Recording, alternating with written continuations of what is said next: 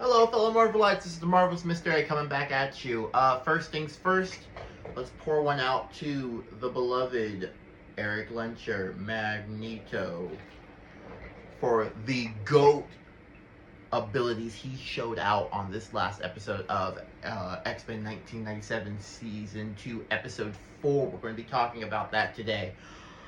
I have to say, for these 2 seasons of X-Men 97, I love how much they fleshed out Magneto's character. Not just, I feel like in the movies, in the live-action movies, we've only seen him more as a villain with a tragic backstory, but now they've kind of moved towards more of the anti-hero, because to humans, he is seen as the villain, but to mutants, he's seen as a hero, just alongside Professor Xavier. But now truly seeing him be the anti-hero, especially when compared to the real villains of this show, like this season, Apocalypse, he's a beast. He makes Magneto look like a hero. And we got to see Kang, that bonus Kang introduction. I mean, at least Marvel finally gets to show Kang. We can't really show him in the live-action MCU, or maybe who knows what might happen there. But seeing how vile Apocalypse was amazing to see. How Magneto fought against him, knowing that he's gonna lose. We all know the power of Apocalypse. Honestly, I think Apocalypse would make Thanos in Avengers, Endgame, and Infinity War look like a child. But some of the other highlights I saw on this episode was, I love how Charles, just diving more deeper into the relationship between Charles Xavier and Magneto. Both have the same goals, mutant kind, but they both approach it in different ways. I know growing up for me, it was like the dichotomy of Malcolm X versus Martin Luther King, and how they had a view on civil rights, but they approached it in two different ways. And seeing how, because of their friendship, they still respected each other, even if they didn't agree on how to achieve those goals.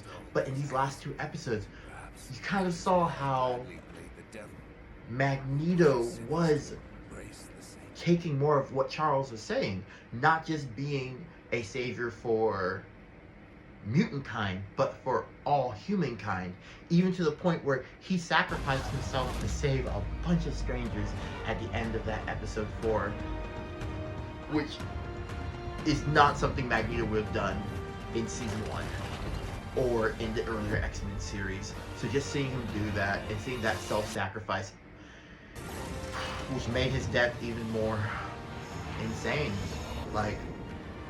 Good Lord, Disney. I mean, I know we Disney Plus, but the man was obliterated right in front of Professor Xavier. And to see Xavier's rage, I don't think we really see his rage that much, but to the point where he literally is telling Apocalypse he wishes he was never born as a child. Just it was a little bit more signs of Magneto. Funny enough, the way Charles Xavier witnessed Magneto being obliterated kind of reminded me of X-Men First Class and X-Men, the first live-action X-Men movie, where Magneto's mother was killed right in front of him, and now Charles is having his best friend murdered right in front of him, and he was powerless to do anything to stop it.